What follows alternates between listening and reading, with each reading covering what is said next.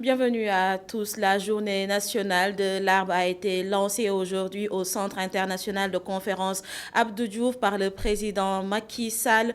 Le thème de cette année, la reforestation, un remède contre les pandémies. Et désormais, la délivrance d'autorisation de construire sera adossée à l'obligation de planter des arbres. Écoutez le président Macky Sall au micro de Babacar Seck.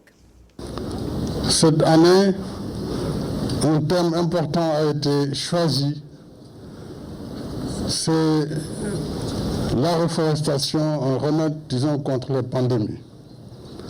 Et nous savons que ces pandémies ont pour origine quelque part les déficiences qui ont été notées et surtout la perte de la biodiversité. Donc planter un arbre, c'est donner vie à tout un écosystème, c'est aussi renforcer la protection de nos forêts, lutter contre l'érosion, qu'elle soit côtière, éolienne, et nous devons partout planter des arbres. C'est la raison pour laquelle je vais proposer, dans le cadre du Code de la construction et du Code de l'urbanisme, que désormais les autorisations de construire soient adossées à l'obligation de planter des arbres devant les maisons et aussi de faire en sorte que cette plantation soit suivie d'effets afin que les arbres puissent survivre. La société civile et les associations se sont également joints à la célébration de la Journée nationale de l'arbre. À Yoff, plusieurs associations se sont engagées ainsi à améliorer leur cadre de vie à travers le reboisement, une manière pour elles de lutter contre l'érosion côtière et de créer des emplois. Mambes Noy est au micro de Barasso. Là, on est sur un projet de reboisement. Une ville, une étape. Donc là, on est sur la ville de Yoff. L'objectif, c'est quand même de s'assurer que tout ce qu'on va mettre en place, que ça reste dans la durée. Donc ça va aussi avec beaucoup de discussions avec les populations. Ça a pris beaucoup de temps pour que les riverains s'approprient le projet, s'engagent aussi à entretenir les arbres, parce que c'est super important. Ça ne sert à rien de planter des arbres si demain personne ne s'en occupe. Et le maire nous a aussi promis de mettre en place une personne qui va nous accompagner pour cette zone-là où il n'y a pas beaucoup de riverains, pour assurer l'entretien, l'arrosage, etc. et s'assurer que tout se passera bien. Et on a respecté vraiment les zones qu'utilisaient les pêcheurs, les zones de stationnement des pirogues. Donc, parce qu'il n'est pas question de venir les trouver là, en train de bien gagner leur vie, de créer de l'emploi et perturber ça. Donc c'est plutôt à nous de nous adapter à ce qu'il y a ici, plutôt que l'inverse. Donc on a commencé par discuter avec eux. Et d'ailleurs, ils ont vraiment participé à la mise en place de ce projet. Ils nous ont donné des idées. Comme quoi, c'est super important de discuter avec les gens. Rien qu'en discutant avec un des responsables des pêcheurs sur la protection des arbres, il nous a donné des idées d'utiliser, de nous fournir des filets de pêche pour protéger les arbres. Voilà, donc ça montre que finalement, c'est super important de communiquer avec les gens. Et le baobab, un autre emblème du pays, est l'arbre parrain cette année. À travers ce choix, l'État veut insister sur l'importance de préserver la nature dans cette période de pandémie, précise le chef division et conservation des sols. Le commandant Seydi Ababakar Bey informe que cette espèce est menacée dans ses zones de reproduction. Il est au micro de Papa Ibrahim Ndiaye. Nous avons pensé que avec ce qui a été découvert à l'origine, comme les arbres peuvent jouer un rôle, nous avons pensé qu'il faudrait prendre les arbres les plus symboliques du pays pour pouvoir contribuer à cette lutte. Et le baobab répond à ce critère, parce que le baobab fait partie des emblèmes nationaux, donc républicains. Ces espèces sont menacées au Sénégal. Maintenant, c'est à l'image de toutes les espèces, parce que, par exemple, les gens découvrent que les espèces sont utiles. Certains veulent les exporter ou bien en abuser. Nous, on empêche cela pour que l'exploitation puisse se dérouler de manière générale. Le besoin aussi de terre affecte un peu certains peuplements grégaires, mais dans l'ensemble, on peut juger que l'espèce a été, dans sa zone de prédilection, notamment les départements de Thiès, Mbour et dans la région de Tamba-Kédougou que l'espèce a fortement disparu. Dans les autres villes, on les rencontre par espèce ou bien par pied dans certaines maisons, ou bien dans certains quartiers, dans certaines places publiques. Maintenant, nous avons entamé dans ce cadre de faciliter la production de cette espèce. Nous avons implanté des pépinières où on produit ces espèces. Le plus réussi actuellement, c'est Tambacounda. Nous avons fait également des greffes pour accélérer le processus de reproduction de l'espèce. Nous le tentons actuellement à Koungheul. Et nous avons également entamé la conservation de la semence. C'est ce que nous faisons au projet Pronacef qui est situé à Mbao, au croisement Kermassar. Donc, c'est des activités que nous menons, en plus maintenant de la sensibilisation et des conditions de lutte contre la dégradation des terres que nous faisons sur le terrain. Les élèves sont venus nombreux participer à la synthèse de philosophie organisée par le gouvernement scolaire du lycée Limamoulaye de Guédiawaye, une manière pour les candidats au bac de se rattraper parce que le calendrier scolaire est chamboulé par la pandémie. Un compte rendu de Mamadou Lamine Fati.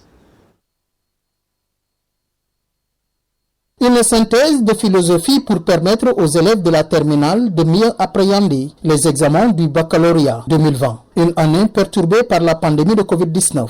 Nous avions perdu beaucoup de contents et c'est pour cela que nous avions dit, nous, le gouvernement scolaire du lycée Seydina Limamou Laye, et en collaboration avec le maire départemental de Guédiawaye et la maire Silla, pour que nous puissions aider nos pères, nos frères qui sont en classe de terminale pour les aider psychologiquement, qu'ils puissent décrocher leur bac. Pour respecter les mesures barrières, une partie des élèves a suivi cette synthèse de philosophie dans leur commune à travers les réseaux sociaux. Nous l'avons décentralisé par commune. Il y a 5 points focaux. Il y a le lycée Sénal qui est le point principal. Il y a les 5 communes du département de Guédiawaye. Il y a la commune de Wakhenag Nimzat, commune de Sam, commune de Golf, commune de Yarem Limamoulaye et de Gounas.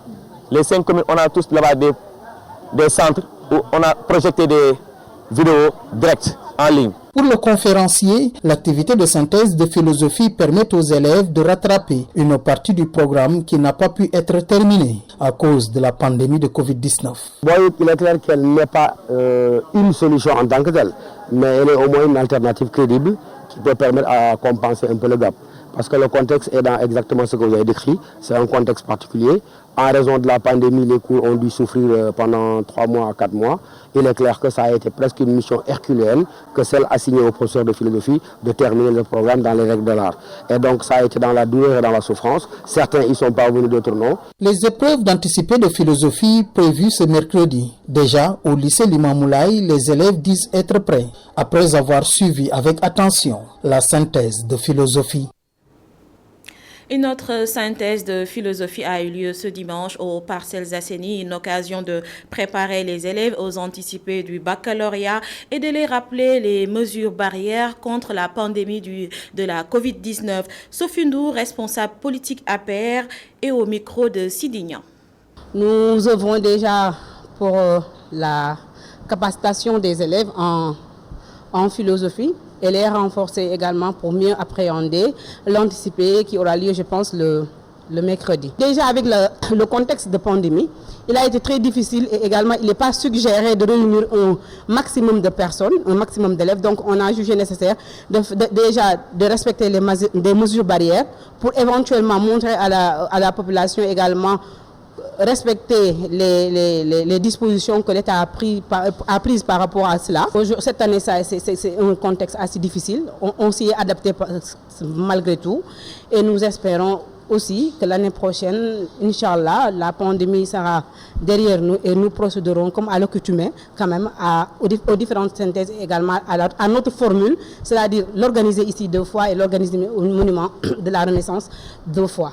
Sans oublier que le ministre a mis à la disposition des élèves du département de Dakar, voire la région de Dakar, des masques, 100 000 masques qui seront mis à vos dispositions pour vous protéger, mais aussi également pour protéger vos petits frères, c'est-à-dire les élèves de la classe de CM2, mais aussi également les étudiants qui sont au niveau des différentes universités privées et publiques de la région de Dakar et du département de Dakar de manière générale. Et ITV vous propose la diffusion de cette synthèse de philosophie avec le professeur Songué Diouf ce lundi à 11h, 16h et à 23h. À presque un mois du jugement tant attendu dans l'affaire Ly-2AF, Pape Massata Diack s'explique non pas à Paris mais à Dakar devant le jury du dimanche. L'ancien consultant marketing de la Fédération internationale d'athlétisme estime que la justice française est incompétente dans pour ce dossier et il s'engage à répondre de ses actes devant la justice sénégalaise si l'occasion se présentait. Pape Massata Diack était l'invité de Mamadou Ibra Kane, le compte rendu de Abdourahmane Ly. Mamadou Ibra Kane, le fils de Lamine Diack, ancien président de l'Association internationale des fédérations d'athlétisme, soutient qu'il n'a pas lâché son père. Accusé de corruption, association de malfaiteurs, recel et blanchiment, il soutient que la justice française n'est juste pas compétente pour statuer sur cette affaire, d'où sa non-comparution. Pourtant, il attend d'être blanchi le 16 septembre prochain. Ils ont manqué d'impartialité et ils ont manqué de sérénité. Une enquête préliminaire pendant au moins 6 mois à 9 mois aurait fait du bien à cette enquête pénale. Ils n'ont pas enquêté. Je vous ai donné des dates précises. Ils ont pris cette enquête le 4 août 2015. 3 mois après, ils ouvrent une information judiciaire pour une affaire aussi tentaculaire qui concerne plus de 6 pays. Donc je pense qu'ils ont manqué de sérieux au vu des faits. Et au vu des preuves fournies par la justice française, je n'ai aucune raison de penser à une condamnation. Parce qu'il y a ces accusations. Où sont les preuves? Vous pensez que vous allez être innocenté? Mais parce qu'ils n'ont aucune preuve. Tout comme devant le jury du dimanche, Pape Massata Diack est prêt à se défendre devant la justice sénégalaise. Et tout ce que je demande, parce que je suis résident sénégalais, je vous le dis, mes sociétés ne sont pas fictives. Mes sociétés sont sénégalaises, de droit sénégalais. Mon activité est au Sénégal. Maintenant, dans le cadre d'une enquête internationale, j'aurais accepté la justice monégasque. Si elle m'avait convoqué, j'aurais peut-être considéré à y aller. Compte tenu du statut de Monaco. Pas du statut de Monaco, de la juridiction de notre contrat. Il accuse par ailleurs Sébastien Coe, actuel président de Ly-2AF, d'être à l'origine de cette affaire. Il s'étonne même qu'il n'ait pas été inculpé. Alors quand j'entends dans cette affaire Sébastien Coe dire « je n'étais pas au courant », il a dit au Parlement britannique, sous serment, Craig Grady a fait la même chose, il a dit « j'étais pas au courant, j'ai appris ça dans la presse quand j'ai vu ça à la télévision », alors qu'ils en sont les initiateurs. Ça vient d'un article de la presse anglaise, Daily Mail. Pour moi, il symbolise la trahison envers Lamine Diack. Sébastien Coe a trahi Lamine Diack, il ne faut pas chercher d'autres mots. Pape Massata Diack se dit reconnaissant du soutien sans faille de l'État du Sénégal à l'endroit de son père Lamine Diack. L'ancien président de Ly-2AF connaîtra son sort le 16 septembre prochain. Par ailleurs, Pape Massata Diack a prodigué des conseils aux dirigeants de la Fédération sénégalaise de football. L'ancien consultant marketing de la Fédération internationale d'athlétisme pointe du doigt une erreur d'approche dans la politique sportive. Pour lui, le développement de cette discipline se fera par la ligue professionnelle. Je vous propose de l'écouter. Je pense qu'il a besoin de se ressaisir. Aujourd'hui, le soutien doit être apporté principalement à la ligue professionnelle. Aujourd'hui, on est en train de négliger le fondement de notre football. C'est la ligue professionnelle. La division 1, la division 2 et les activités nationales. On ne peut pas consacrer tous nos efforts à financer l'équipe nationale, les équipes nationales. Les équipes nationales, c'est juste une sélection, c'est un temps. Mais aujourd'hui, l'État, les sponsors de la Fédération sénégalaise de football ou bien les soutiens internationaux doivent se focaliser. On a un énorme potentiel footballistique, mais il faut renforcer la ligue professionnelle de football. Coronavirus à présent, sur 1656 tests réalisés, 172 sont revenus positifs, dont 113 cas issus de la transmission communautaire. 3 décès ont été enregistrés hier. Les détails avec le docteur Mamadou Ndiaye. Nous avons reçu les résultats des examens virologiques ci-après. Sur 1656 tests réalisés, 172 sont revenus positifs, soit un taux de positivité de 10,39%. Les cas positifs sont répartis comme suit. 59 cas contacts suivis par nos services et 113 cas issus de la transmission communautaire répartis entre les communes ou quartiers suivants.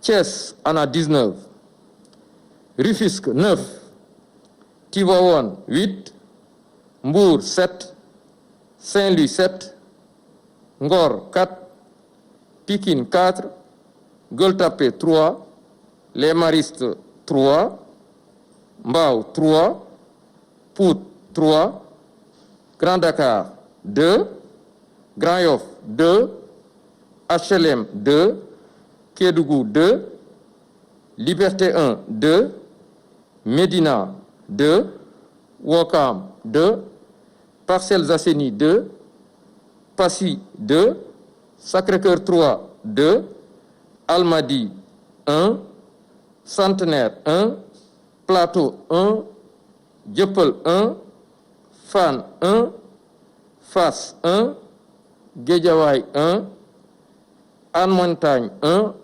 HLM Grand Yoff 1, Joal 1, Kaolack 1, Xaar Yàlla 1, Kolda 1, Louga 1, Malem Hodar 1, Mermoz 1, Ouest Foire 1, Patte d'Oie 1, Point E 1, Richard Toll 1, Scat Urbam 1, Sud Foire 1 et Touba 1. 23 patients hospitalisés ont été contrôlés négatifs et déclarés guéris. 43 cas graves sont pris en charge dans nos services de réanimation. 3 décès ont été enregistrés ce samedi 8 août 2020. L'état de santé des autres patients hospitalisés est stable. À ce jour, 11 175 cas ont été déclarés positifs, dont 7 352 guéris, 232 décédés et donc 3 590 sous traitement. Changement climatique, diminution des ressources naturelles et augmentation des risques environnementaux. L'avenir de notre planète et de ses habitants est lié à ces enjeux. Pour y répondre, il est nécessaire de repenser nos modèles économiques et sociaux à travers une transition écologique. Dans notre rubrique Éclair de cette semaine, nous allons voir les objectifs de cette transition écologique avec Moustapha Gabardio.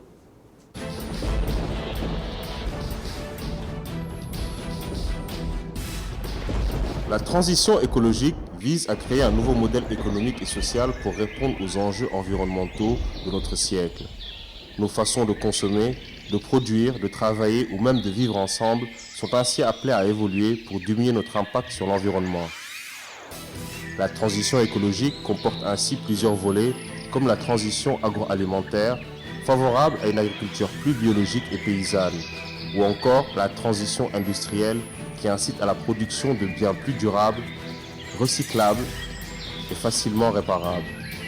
Si elle vise aussi la préservation de la biodiversité, l'une des notions principales reste la transition énergétique. Ce concept désigne la période d'adaptation sur l'adoption d'un mix énergétique composé de sources plus diversifiées et renouvelables comme l'énergie solaire, éolienne, hydraulique ou thermique, en opposition à la situation actuelle où le mix énergétique est basé principalement sur les énergies fossiles.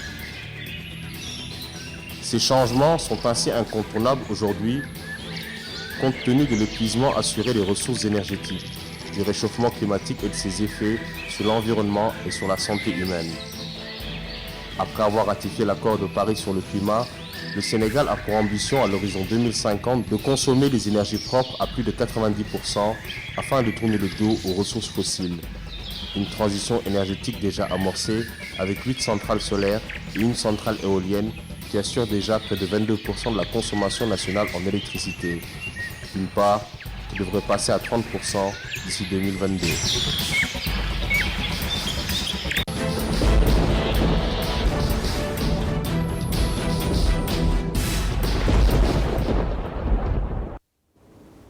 C'est la fin de ce bulletin d'information. Merci de l'avoir suivi. Pour l'information demain, retrouvez Aminata Ndong à 12h45, Adama Anouchkaba à 19h45. Tout de suite, la suite de la totale avec Mamadou Ibra Kane. Bonsoir.